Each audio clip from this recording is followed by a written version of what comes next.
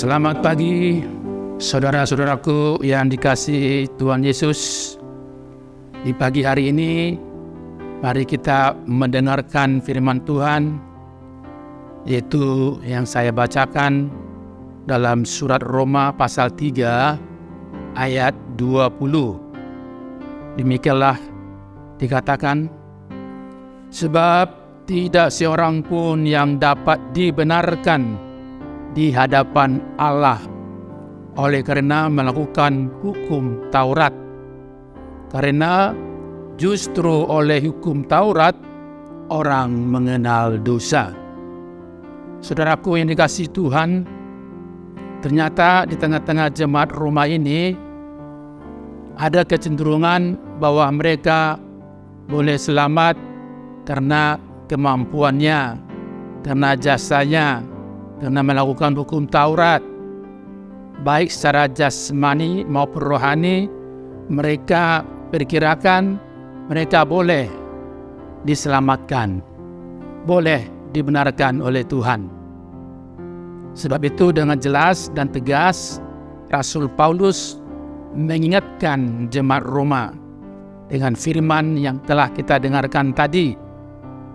Jelas dikatakan, tak seorang pun yang dapat dibenarkan di hadapan Allah oleh karena melakukan hukum Taurat. Karena justru oleh hukum Taurat orang mengenal dosa.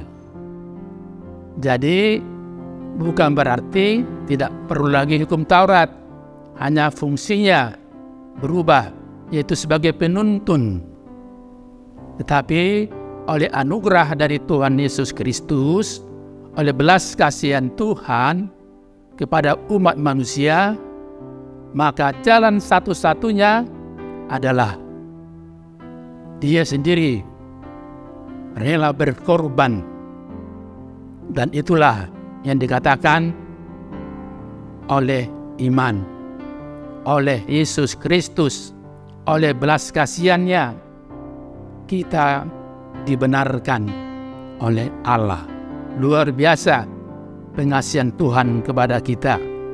Karena itulah kabar baik bagi kita, bahwa kita sekarang diselamatkan, dibenarkan bukan oleh kemampuan kita, apakah itu secara fisik ataupun secara rohani.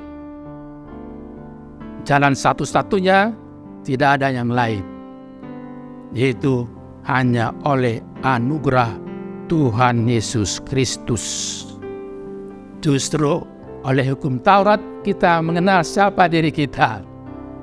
Kita penuh dengan kelemahan, kekurangan, dan juga kita mengenal bahwa kita adalah orang berdosa. Sebab itu di tengah-tengah kehidupan yang tidak menentu ini, belas kasihannya juga mengundang saudara dan saya. Sampai sekarang dia mengatakan kepada kita, marilah kepadaku semua yang letih lesu dan berbeban berat, aku memberi kelegaan kepadamu. Coba perhatikan, ada dua double L ya, LL, letih lesu. Double juga B-nya, beban berat. Apa maknanya itu? Bahwa seletih apapun kita, seberat apapun situasi kondisi kita hadapi, hidup kita, Tuhan tidak pernah membiarkan kita. Oleh belas kasihannya, kita semuanya sudah dibenarkan oleh Tuhan. Dan inilah peluang bagi kita untuk terus-menerus berlomba-lomba, tidak habis-habisnya, agar kita terus menunjukkan buah iman kita. Karena kita telah diselamatkan oleh iman, maka inilah kesempatan kita semuanya mempunyai peluang untuk memberikan yang terbaik dalam kehidupan kita. Inilah saat bagi kita semuanya berlomba untuk memberi apa yang bisa menyenangkan hati Tuhan.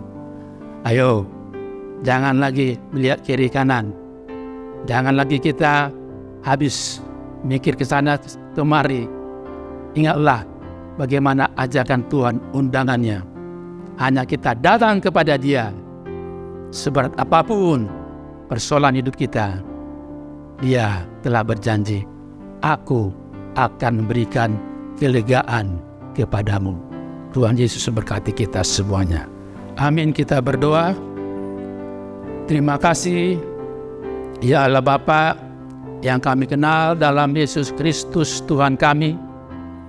Betapa baiknya Engkau Tuhan, betapa dalam panjang lebar tingginya kasih-Mu kepada kami.